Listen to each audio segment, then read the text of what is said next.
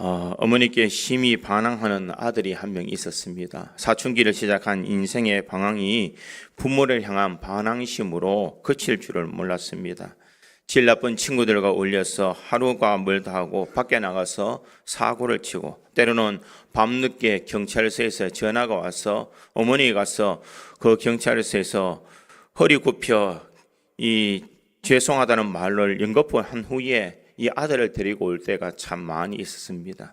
아들은 집에 돌아오는 길에도 어머니에게 화를 내면서 고함을 지릅니다. 그렇게 누구보다도 아들을 사랑하셨던 그 어머니는 이 아들이 그런 일들을 바라보면서 늘 가슴 아파했습니다. 그런데 그런 어머니가 암에 걸려 시한부 판정을 받고 중환자실에 누워있게 됩니다. 이제 얼마 후면 죽음을 맞이해야 되는 이 어머니를 그 아들이 지켜보면서 오래전부터 하고 싶었던 말을 드디어 꺼내게 됩니다. 엄마, 내가 미안해. 엄마, 내가 잘못했어. 이렇게 아들이 어머니에게 말을 건넬 때에 이 아들이 이렇게 대답을 합니다. 아들, 엄마는 엄마 아들이라는 사실이 너무나 좋고 행복해. 아들 사랑해. 이렇게 이야기를 했습니다. 어머니가 죽고 장례식이 있던 날 이 아들의 뒷몸에는 눈물이 멈추지 않습니다. 아들의 마음속에 무거운 죄책감이 밀려옵니다. 어머니가 저렇게 아프셨던 것은 다 내 때문이야. 어머니는 나 때문에 얼마나 속상해 하셨을까. 살아생전 조금이라도 더 잘해 드릴 걸. 어머니, 이 불효자가 더 이상 후회할 수밖에 없는 지경에 왔습니다. 이렇게 그는 고백하게 되더라는 것입니다. 못난 아들 때문에 평생 가슴 아파해 주셨는데 왜 나를 끝까지 사랑해 주셨을까? 과연 내가 어머니에게 사랑받을 자격이 있을까? 이런 어머니의 그 사랑과 그 어머니의 그 죄송한 마음이 그 아이의 가슴에는 지워지지 않는 그런 상처로 남아 있더라라는 것입니다. 오늘 본문이 기록한 이 사도 바울의 마음도 한편으로는 이 아들이 느끼는 그런 마음을 가졌을 수 있습니다. 한때는 누구보다도 앞장서서 교회를 핍박했던 바울, 예수를 믿는 사람을 잡아서 감옥에 가두었던 사람, 바울이 얼마나 그리스도인을 못 살게 굴었든지 그의 이름만 들어도 사람들이 벌벌 떨게 만들었던 그러한 바울이었습니다. 그런데 그가 다메섹 도상에서 드디어 예수님을 만나고 자신의 모든 인생을 회개하면서 자신이 이제 돌이켜보면서 자신의 과거를 가끔씩 돌이켜볼 때에 자신이 지울 수 없는 그런 마음의 상처가 분명히 있었을 것입니다. 어떻게 나 같은 사람이 이곳에 와서 하나님의 복음을 전하는 일꾼이 될 수 있었을까? 그러기에 그는 고린도전서 15장 9절에 이렇게 고백합니다.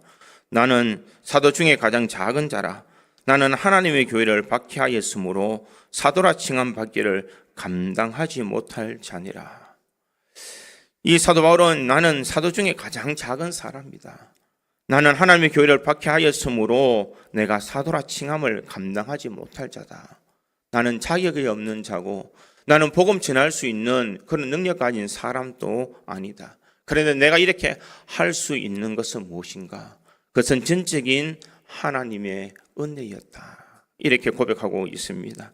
나이 나된 것은 하나님의 은혜입니다. 이렇게 이야기를 합니다. 이 은혜 받았던 사도 바울은 이제 예수 그리스도를 복음을 전하는 복음의 일꾼으로 살아가기를 원하고 있습니다. 그러기에 오늘 본문 7절은 이렇게 말합니다. 이 복음을 위하여 그의 능력이 역사하시는 대로 내게 주신 하나님의 은혜의 선물을 따라 내가 일꾼이 되었노라. 이렇게 말하고 있습니다.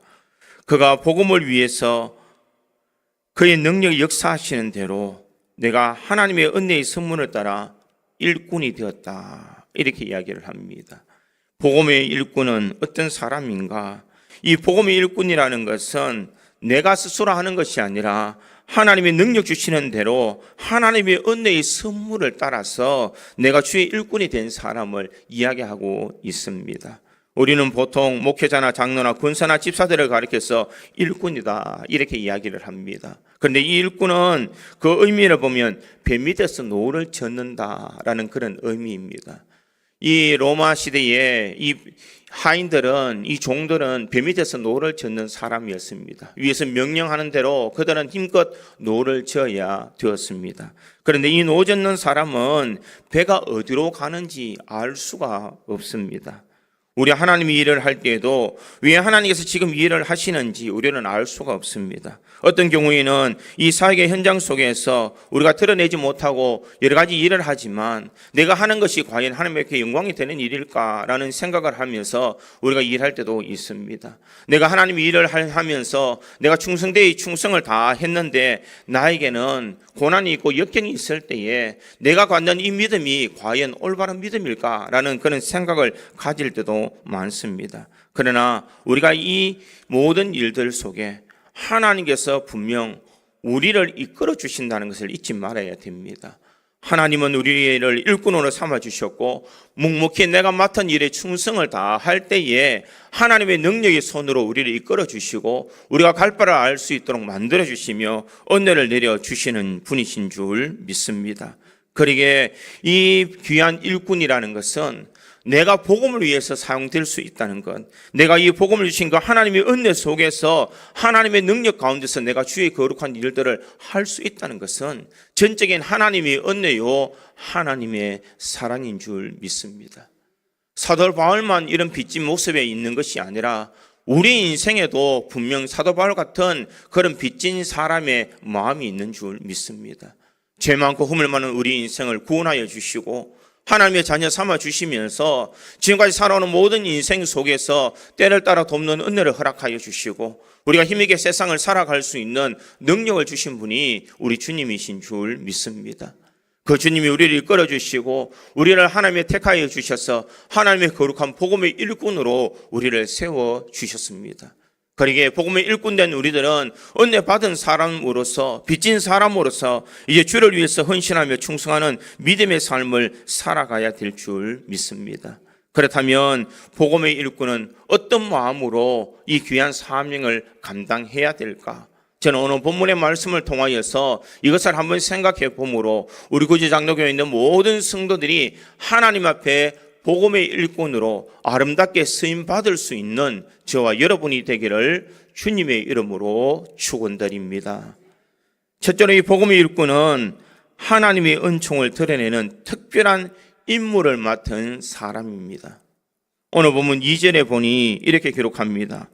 너희를 위하여 내게 주신 하나님의 그 은혜의 경륜을 너희가 들었을 테이라, 이렇게 말하고 있습니다. 바울은 자신이 맡은 사명을 너희를 위하여 내게 주신 하나님의 그 은혜의 경륜이다, 이렇게 말합니다. 은혜의 경륜이다. 이것은 경륜 혹은 청직이다. 하나님께서 나에게 귀한 일을 맡겨준 나는 청직의 사명이 있다라는 것을 말하고 있습니다. 내게 주신 은혜를 관리하고 경영하는 직분을 맡게 되었다, 이런 말입니다. 이 말을 조금 쉽게 해석한 현대인의 성경은 이렇게 해석을 합니다. 내가 전에 쓴 편지에도 간단히 말한 일이 있어 아마 알고 있겠지만 하나님께서는 이방인 여러분에게 하나님의 은총을 드러내시려고 내게 특별한 임무를 맡기셨습니다. 이렇게 해석하고 있습니다. 사도 바울은 무엇을 말하고 있느냐? 내가 이방인 당신들을 위해서 하나님께서 나에게 특별한 임무를 맡겨주었습니다. 복음의 일꾼은 어떤 사람인가? 하나님께서 나에게 특별한 일을 맡겨준 사람, 그 사람이 바로 복음의 일꾼이다, 이렇게 말합니다. 7절에 있는 말씀을 다시 보면 이 복음을 위하여 그의 능력을 역사하시는 대로 내게 주신 하나님의 은혜의 선물을 따라 내가 일꾼이 되었노라, 이렇게 이야기합니다. 그는 이 7절에 복음의 일꾼이 되었다, 이렇게 이야기합니다. 이 성경도 현대인의 성경을 보면 하나님께서 이 계획을 모든 사람에게 전하는 특권을 내게 주셨습니다. 또한 이 일을 충분히 해낼 수 있는 하나님의 능력과 특별한 재능도 주셨습니다. 이렇게 해석하고 있습니다. 하나님께서 나에게 귀한 일들을 맡겨주시고 이 복음을 전하는 일에 특권을 주셨는데 이것은 내 힘으로 하는 것이 아니라 내 능력으로 하는 것이 아니라 하나님께서 능력과 특별한 재능을 허락해 주셔서 내가 그 일들을 감당한다라고 그렇게 말하고 있습니다. 우리에게 하나님께서는 귀한 일들을 맡겨주셨습니다. 내가 하나님의 일들을 할 때에 내 능력, 내 힘으로 주의 일들을 감당하는 사람은 없을 것입니다. 나는 내 힘으로 한다라고 하지만 하나님께서 은혜 주시고 능력 주시지 않는다면 절대로 그 일들을 감당할 수가 없다라는 것입니다. 그러니까 오늘 본문 3절에 자신이 맡은 그 임무를 이렇게 이야기를 합니다. 곧 계시로 내게 비밀을 알게 하신 것은 내가 먼저 간단히 기록함과 같으니 이렇게 말합니다. 이 임무를 비밀이다 이렇게 말합니다. 오늘 본문에는 이 비밀이라는 단어를 3번이나 사용하고 있습니다. 숨겨진 비밀, 그 비밀은 어떤 비밀인가? 지금은 감추어져 있지만 나중에는 모든 사람들이 알 수 있는 복음의 비밀을 이야기하고 있다는 것입니다. 수많은 사람들에게 예수를 만났고 이 복음의 천국의 소망을 가진 이 놀라운 이 비밀, 세상 사람들이 알 수 없는 이 비밀을 나에게 맡겨주셨고 내가 이것을 담대하게 전할 수 있도록 나에게 특별한 임무를 주셨다 이렇게 말하고 있습니다. 복음의 일꾼이라는 것은 무엇이냐? 내가 예수께 받은 은혜를 가지고 이 놀라운 은혜를 우리 아직까지 주님을 모르는 수많은 사람들에게 복음을 전하는 그 일들을 나에게 맡겨주셨다 이렇게 말합니다. 예수를 믿은 사람, 내가 예수 그리스도를 믿고 십자가의 은혜를 아는 인생은 이제는 나를 위한 인생이 아니라 주의 귀한 복음을 전하는 삶을 살아가는 인생인 줄 믿습니다. 내가 은혜 받고 내가 사랑받고 내가 하나님 앞에 특별한 기적을 경험한 사람은 그것을 늘 마음속에 간직하게 될 것입니다. 그런데 그것을 내 마음속에 간직하는 것으로 끝나는 것이 아니라 나와 같은 형편에 있는 사람들에게 이 귀한 일들을 전해주는 일이라는 것입니다. 이런 이야기가 있습니다. 소문은 어디서 날까? 대부분 미장원에서 많이 난다 이렇게 이야기를 합니다.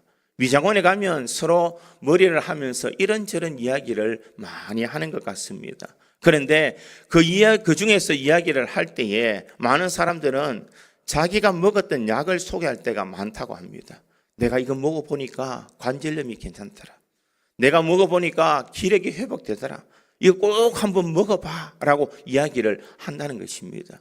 왜 그렇게 이야기를 할까? 내가 경험해봤다. 내가 먹어보니 그렇게 잘 낫더라. 너도 해봐라. 이렇게 말한다는 것입니다. 사람은 내가 경험한 것을 이야기하는 것이 보통 사람들이 하는 말입니다. 그런데 내가 예수 그리스도의 십자가의 은혜를 경험했다면 왜 이것을 우리 속에 감춰두고 있느냐는 것입니다. 내가 예수를 믿는다는 것, 내가 하나님의 은혜 속에 내가 살아간다는 것을 우리는 복음의 일꾼이면서도 그것을 마음속에 감추고 있고 있다는 것입니다. 널리 내가 받은 은혜를 이야기하고 내가 받은 은혜를 전해야 되는 그 사명이 우리에게 있음에도 불구하고 우리는 그것을 마음속에 눌러두고 있더라라는 것입니다. 이방인도 아니고 그리스도 밖에 있는 자도 아니요 소망이 있는 자도 아닌 사람으로 우리를 만들어 주시고 하나님의 귀한 일들을 맡겨 주셨는데 우리는 그 맡은 자로서 우리는 충성되게 주의 거룩한 일들을 감당해야 될 줄 믿습니다. 오늘 본문 6절에 보니 이는 이방인들의 복음으로 말미암아 그리스도 예수 안에서 함께 상속자가 되고 함께 지체가 되고 함께 약속에 참여하는 자가 됨이라 이렇게 말하고 있습니다. 에베소에 있는 성도들이여 당신은 더 이상 이방인들이 아닙니다. 이방인도 상속자가 된 것입니다. 이방인도 함께 지체가 되었습니다. 이방인도 함께 약속에 참여한 자가 되었습니다. 그러니 당신은 이제 하나님의 공동된 상속자입니다. 이런 말입니다. 이스라엘 백성들만 유다 백성들만 하나님의 택한 사람이 아니라 이제 당신들도 하나님의 상속자, 하나님의 지체, 하나님과 함께 약속에 참여한 자가 되었습니다. 그러니 여러분들이 이제 살아야 될 인생은 우리가 그리스도의 복음의 일꾼으로 살아가야 됩니다라는 것을 말하고 있습니다. 사랑하는 성도 여러분, 내가 그리스도의 복음의 일꾼으로 살아간다는 것은 하나님께서 나에게 특별히 일을 맡겨주셨다는 일인데 그 복음의 놀라운 은혜를 우리가 가지고 있다면 우리가 어떻게 살아가는 것이 복음의 일꾼으로 살아가는 방법이겠습니까? 내가 모든 것을 다 내려놓고 오직 복음을 전하는 일에만 열심을 다하는 것이 복음의 일꾼으로 살아가는 방법이겠습니까? 그렇지 않다라는 것입니다. 하나님께서도 우리에게 특별한 임무를 우리에게 맡겨주셨습니다. 자녀를 낳아서 믿음으로 잘 기를 수 있는 것도 주님께서 우리에게 주신 특권입니다. 직장 생활하면서 직장에서 예수의 향기를 드러내며 살아가는 이 모든 것도 주님이 우리에게 주신 특권이라는 것입니다. 교회에서 직분을 주셔서 내가 교회에서 다른 사람보다 더 많이 섬기고 충성하는 것도 주님께서 나에게 주신 특권이요, 내가 세상에서 하나님의 나라를 이루며 수많은 사람들에게 하나님을 증거하며 삶을 살아가는 삶도 바로 주님께서 우리에게 주시는 특권이라는 것입니다. 복음의 일꾼은 그 삶의 목적이 분명한 사람입니다. 내가 돈을 벌어도 이 돈을 가지고 하나님 영광을 위해서 내가 살아가야지. 내가 자녀를 키워도 이 자녀를 믿음으로 잘 양육해서 하나님이 영광되는 자녀가 되도록 만들어야지. 내가 누구를 만나든지 그리스도의 향기를 드러내며 빛된 소금의 역할을 감당하는 삶을 살아가는 것, 이것이 우리에게 주시는 하나님의 특권이요 임무인 줄 믿습니다. 우리는 흔히 교회 일과 내가 살아가는 생활의 일을 따로 구분할 때가 많습니다. 그러나 하나님께서는 우리 일상의 삶 속에서 빛과 소금의 역할을 감당하며 살아가는 것, 이것이 바로 복음의 일꾼으로 우리가 살아가야 되는 모습이다라는 것을 말하고 있습니다. 누구를 만나든지 사랑을 전하고 내가 어느 곳에 있든지 나의 삶을 통하여서 하나님 앞에 영광을 올려드리는 모든 삶이 하나님이 주시는 특권을 가지고 복음의 일꾼으로 살아가는 모습인 줄 믿습니다. 내 모습 속에서 주님의 은혜가 흘러나갈 수 있도록 만들어야 된다는 것입니다. 그리고 우리 믿음의 성도는 복의 통로인 줄 믿습니다. 하나님으로부터 온 이 복이 나를 통하여서 하나님을 모르는 사람들에게 이 복이 흘러 넘칠 수 있도록 만들어 주어야 된다는 것입니다. 사도 바울처럼 특별한 은혜를 가지고 자신이 인생을 하나님 앞에 다 드리며 복음을 전하는 그런 삶을 살아가고 있는 사람이 있는가 하면, 내가 세상에 녹아져서 세상 속에서 그리스도의 향기를 드러내며 정말 빛과 소금의 역할을 잘 감당하여 수많은 사람들에게 하나님이 어떤 분이신지를, 예수님이 어떤 사람인지를 내 삶으로 드러낼 수 있는 삶, 우리의 착한 행실로 하나님을 모르는 사람들이 하나님을 알 수 있도록 만드는 것, 이것이 바로 우리들이 맡은 복음의 일꾼의 사명인 줄 믿습니다. 세상에 나가서 사람들 우리를 바라볼 때에 저 사람은 왜 저렇게 착할까? 저 사람은 왜 그렇게 선할까? 저 사람은 왜 저렇게 인자할까? 저 사람이 교회를 다닌다더라. 저 사람이 예수 믿는다더라. 저 사람이 정말 그리스도인이다 라고 말하더라. 이런 칭찬의 삶이 우리가 복음의 일꾼으로서 우리가 감당해야 될 삶의 모습이요, 우리 특권이요, 우리 임무인 줄 믿습니다. 사랑하는 성도 여러분, 우리 고지 장로교에 있는 모든 성도들이 복음의 일꾼으로 우리가 하나님의 특별한 그런 임무를 맡은 사람이라는 것을 잊지 말아야 됩니다. 내가 맡은 곳에서, 내가 지금 나에게 처한 환경 속에서 내가 어떻게 해서 하나님 앞에 영광 올려드려야 되는지를 우리는 늘 깊이 생각하며 살아가야 될 줄 믿습니다. 내가 일을 하더라도 주님, 오늘 내가 하는 일 속에서 하나님 영광이 드러나기를 원합니다. 하나님, 내 자녀가 있지만 이 자녀가 믿음 안에서 잘 자라나서 수많은 사람들 앞에 예수 믿는 가정에서 정말 귀한 자녀가 자라났다는 소문을 들을 수 있는 은혜를 주십시오. 하나님, 내가 만나는 수많은 사람들이 나의 이 선행을 통하여서 하나님의 살아계심을 그들도 알게 하시고 하나님께서 그들에게 복을 주셔서 그들도 주님 앞에 나올 수 있는 은혜를 주십시오라고 우리가 기도하며 우리가 그렇게 살아갈 때에 우리가 하나님 주시는 이 복음의 일꾼으로 사명을 완수하는 사람의 모습인 줄 믿습니다. 왜 교회가 지금 왜 세상 사람들에게 손가락질 당하며 왜 교회가 세상 사람부터 공격의 대상이 되는가? 우리가 말만 할 뿐이지 우리의 삶으로 그렇게 살지 못할 때가 많기 때문이라는 것입니다. 사랑하는 성도 여러분, 말이 아니라 우리의 삶을 통하여서 우리가 예수로 복음의 일꾼이라는 그 사명을 잘 완수할 수 있기를 간절히 소망합니다. 이 사랑의 실천으로 그리스도 안에서 진정 그리스도의 권속이 되고 상속자가 되어서 예수 그리스도를 위해서 살아가는 복음의 거룩한 일꾼으로 쓰임받는 우리 모든 성도들이 되기를 주님의 이름으로 축원드립니다. 두 번째로 이 복음의 일꾼은 복음을 위하여 고난받는 것을 당연히 여겨야 됩니다. 오늘 본문 1절에 보니 이렇게 기록합니다. 이러므로 그리스도 예수의 일로 네 이방인을 위하여 갇힌 자 된 나 바울은 말하거니와, 이렇게 말하고 있습니다. 지금 사도 바울이 에베소서를 쓸 때에 그는 로마 감옥에 갇혀 있습니다. 어떻게 보면 가택연금을 당하고 있습니다. 그의 죄목은 무엇이냐? 죄를 지어서 죄목을 가지고 있는 것이 아니라 그가 예수 그리스도의 일꾼으로 거룩한 일들을 행할 때에 그는 이런 고난을 당하게 되었다라는 것을 말하고 있습니다. 그가 예수 복음을 전하는 것 때문에, 수많은 사람들에게 예수의 진리의 말씀을 증거하는 것 때문에, 그는 복음의 일꾼으로서 쓰임받는 일 때문에 지금 고난을 당한다. 사도 바울은 복음을 전하다가 수많은 일들을 많이 겪었습니다. 그는 돌을 맞기도 하고 태장을 맞기도 했고 감옥에 갇히기도 했고 먹지도 못하고 잠자지도 못하고 추위와 더위를 견디면서 그는 살아왔다라는 것입니다. 주님께서 나에게 맡겨주신 이 복음의 일꾼의 사명을 감당하기 위해서는 나에게 당하는 이 모든 고난은 당연한 것이다 라는 것을 말하고 있습니다. 오늘 본문 7절에도 이 복음을 위하여 그의 능력으로 역사하시는 대로 내게 주신 하나님의 은혜의 성분을 따라 내가 일꾼이 되었노라, 이렇게 말합니다. 내 능력이 역사하시는 대로 하나님께서 나에게 주시는 그 능력대로 내가 주의 일들을 감당했다라고 이렇게 말하고 있습니다. 그뿐만 아니라 12절에도 보니 우리가 그 안에서 그의 믿음으로 말미암아 담대함과 확신을 가지고 하나님께 나아감을 얻느니라.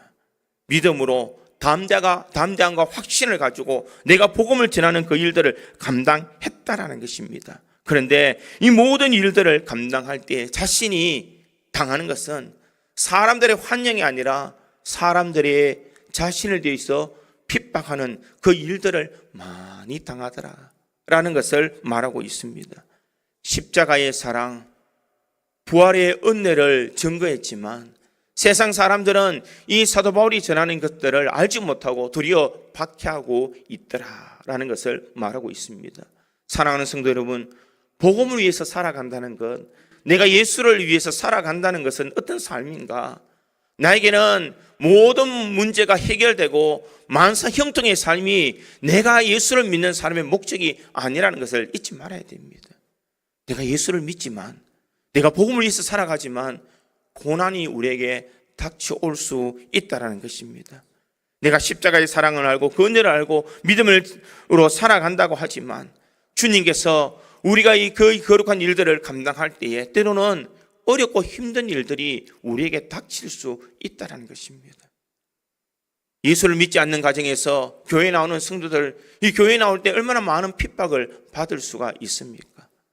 회사에서 내가 예수 믿는 것 때문에 회사에서 따돌림을 당하는 사람들이 얼마나 많이 있습니까? 사람들이 질시와 사람의 놀림을 당하면서 내가 예수 믿는 것 때문에 수많은 손해를 보는 사람들이 얼마나 많이 있느냐는 것입니다. 이것이 우리에게 고난이 아니라 복음의 일꾼으로서 당연하게 이 고난이 우리에게 올 것이다라는 것을 우리는 마음에 가져야 된다는 것입니다.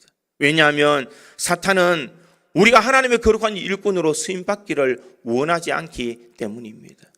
내가 주의 일을 할 때에 꼭 사탄은 우리의 마음을 흔들고 우리가 그 일들을 감당하지 못하도록 우리의 모든 환경과 주변에 있는 사람을 동원해서 우리가 하나님의 일꾼으로 쓰임받지 못하도록 만든다는 것입니다.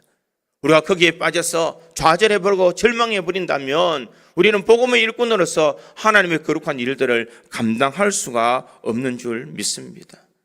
골로새서 1장 24절에 보면 나는 이제 너희를 위하여 받은 괴로움을 기뻐하고 그리스도의 남은 고난을 그의 몸된 교회를 위하여 내 육체에 채우노라, 이렇게 말합니다. 나는 교회의 일꾼으로서 너희를 위해서 받는 이 괴로움을 나는 도리어 기뻐한다. 너희를 위해서 복음을 전하는 이 모든 것을 내가 도리어 기뻐하고 이 고난이 그의 몸된 교회를 위해서 내 육체에 채운다.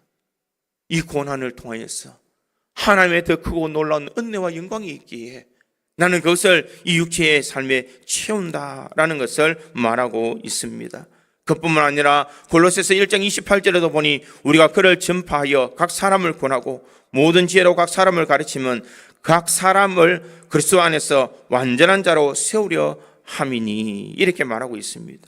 결국 이 복음을 전하는 이 모든 일은 모든 사람을 통하여서 그 사람을 세우도록 만들다, 교회에서 든든히 살아갈 수 있도록 만든다라는 것을 말하고 있습니다. 그러기에 사도 바울은 내가 그리스도의 일꾼으로 내가 힘들고 어렵지만 주님께서 주시는 이 고난이 도리어 나에게는 기쁨입니다. 왜냐하면 이 고난이 있을 때에 주님께서 주시는 힘을 내가 경험할 수 있기에, 주님이 주시는 그 은혜를 내가 경험할 수 있기에, 나 혼자 열심히 살아오는 것처럼 보였지만 뒤에서 하나님께서 나를 도와주시는 그 놀라운 사랑을 내가 경험할 수 있었기에 이것이 나에게 도리어 힘이 될 수 있습니다.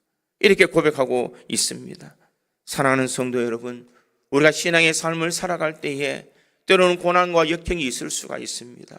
우리가 그럴 때에 놓치지 말아야 될 것은 무엇이냐? 그럴 때에 하나님의 은혜가 더 크게 우리에게 임하는 줄 믿습니다. 그러기에 갈라디아서 6장 9절은 이렇게 말합니다. 우리가 선을 행하되 낙심하지 말지니 포기하지 아니하면 때가 이름에 거두리라. 우리가 선을 행하고 낙심하지 않고 포기하지 않으면 때가 이를 때 하나님의 은혜가 반드시 우리에게 임하는 줄 믿습니다. 사랑하는 성도 여러분, 복음의 일꾼은 고난이 온다는 것을 당연하게 여기고 이것을 우리가 참고 우리가 포기하지 않을 때에 하나님의 은혜가 임한다는 사실을 기억하고 오늘도 모든 역경 가운데서 이것을 능력히 이겨나갈 수 있는 우리 구지 장로교회 성도들이 되기를 간절히 소망합니다. 마지막 세 번째로, 이 복음의 일꾼은 복음을 위하여 당하는 고난을 영광으로 받아들일 수 있는 사람입니다. 오늘 보면 13절의 말씀에 보니 그러므로 너에게 구하노니 너희를 위한 나의 여러 환난에 대하여 낙심하지 말라. 이는 너희의 영광이니라. 이렇게 말하고 있습니다. 너희를 위한 나의 여러 환난에 대해서 낙심하지 말라라고 그렇게 말하고 있습니다. 내가 감옥에 갇혀 있다는 것, 내가 호송되면서 쇠사슬에 묶여 있는 것, 이 모든 것을 가지고 너희가 낙심하지 말라. 이것을 통하여서 이는 너희의 영광이다. 이렇게 말하고 있습니다. 왜 그는 이렇게 말하고 있을까? 내가 당하는 이 모든 일들은 하나님께서는 바꾸어서 하나님의 영광이 되도록 만들어 주실 것을 말하고 있습니다. 그러기에 빌립보서 1장 12절과 13절에 이렇게 말합니다. 형제들아, 나의 당한 일을 도리어 복음의 진보가 된 줄을 너희가 알기를 원하노라. 이러므로 나의 매임과 그리스도 안에서 시위대 안과 기타 모든 사람에게 나타났으니, 이렇게 말하고 있습니다. 지금 내가 로마 감옥에 갇혀서 자택연금을 당하고 있지만 이것은 나에게 고난이 아니다라는 것입니다. 왜냐하면 내가 이 감옥 속에서도 나는 복음을 전하는 그 길을 잠시라도 멈추지 아니했다는 것입니다. 그는 그곳에서 감옥에서 내가 무엇을 할 수 있을까? 나는 아무것도 할 수 없어. 내 인생은 끝이야 라고 포기한 것이 아니라 자기를 지키는 그런 군사들이 올 때에, 이 경호원들이 올 때에 그들에게 복음을 전했다는 것입니다. 수많은 사람들이 교대하면서 올 때에 만나는 사람들마다 이 사도 바울은 그곳에서 복음을 전하며 복음을 위한 삶을 살았다라는 것을 말하고 있습니다. 죄수가 아니었더라면, 그가 가택연금을 당하지 않았다면 황제를 호위하는 그 경호원들에게 어떻게 내가 복음을 전할 수 있었겠느냐는 것입니다. 내가 이런 고난 속에서도 내가 복음의 일꾼이기 때문에 누구를 만나든지 어떤 환경이 있든지 내가 복음을 전함으로 하나님께 영광을 돌린다, 이렇게 말하고 있습니다.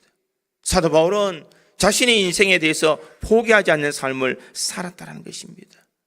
내게 고난이 오면 고난이 오는 대로 그는 그곳에서 복음을 전하는 삶을 살았습니다. 환난이 오면 오는 그대로 그는 조금도 굴하지 않고 복음을 전하는 그 사명을 잘 감당했다라는 것입니다. 사랑하는 성도 여러분, 우리에게 고난은 우리를 힘들게 하고 어렵게 하지만은 우리가 하나님께 더욱더 나아갈 수 있는 은혜의 방편이 될 수가 있는 줄 믿습니다. 하늘 나는 여는 바람이 있어야 여는 높이 올라갈 수가 있습니다. 그름이 있기 때문에 꽃은 아름답게 피어날 수가 있습니다. 다윗이 위대한 것은 골리앗과 같은 그런 수많은 시련이 있었기 때문에 다윗이 될 수가 있었습니다. 한나가 기도의 어머니로 살아갈 수 있는 것, 아들을 낳을 수 없는 고난이 있었기 때문에 그가 기도를 통하여서 기도의 어머니로 살아갈 수가 있었다는 것입니다. 사랑하는 성도 여러분, 우리 인생에도 고난이 있고 역경이 있지만 이 모든 고난과 역경은 하나님께서 우리에게 베풀어 주신 더 큰 은혜가 임하기 때문에 우리가 그것을 넉넉히 이겨나갈 수 있는 줄 믿습니다. 그러기에 고난은 하나님을 만날 수 있는 기회요, 하나님의 은혜를 체험할 수 있는 기회인 줄 믿습니다. 신명기 8장 16절 하반절은 이렇게 말합니다.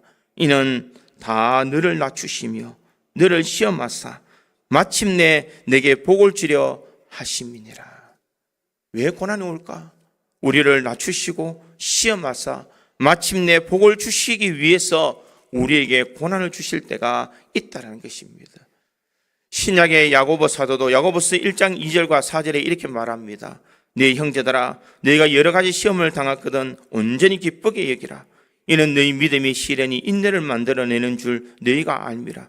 인내를 온전히 이루라. 이는 너희로 온전하고 구비하여 조금도 부족함이 없게 하려 함이라. 이렇게 말하고 있습니다. 사랑하는 성도 여러분, 복음을 위해서 당하는 고난은 이것을 통하여서 하나님 앞에 영광 올려드리기를 소망합니다. 우리 믿음의 성도들의 삶이 주님 주시는 은혜 속에서 우리가 살아갈 때에 주님께서 이 고난 속에서 하나님을 만나고 은혜를 체험하며 더 힘있게 세상을 살아갈 수 있는 능력을 주신다는 것을 기억하고 또 그 믿음 안에서 살아갈 수 있기를 간절히 소망합니다. 오늘 13절의 말씀을 다시 한번 읽어드리겠습니다. 그러므로 너희에게 구하노니 너희를 위한 나의 여러 환난에 대하여 낙심하지 말라. 이는 너희의 영광이니라.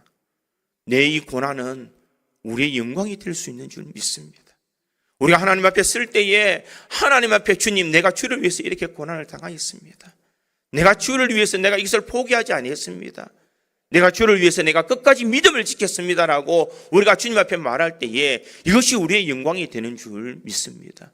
우리 고지 장로교에 있는 모든 성도들이 이 고난을 이렇게 이겨모여서 우리가 당하는 모든 고통이 우리에게 영광이 되는 하나님의 은혜가 임하는 그런 복을 체험할 수 있는 저와 여러분이 되기를 주님의 이름으로 축원드립니다. 다 같이 기도하겠습니다.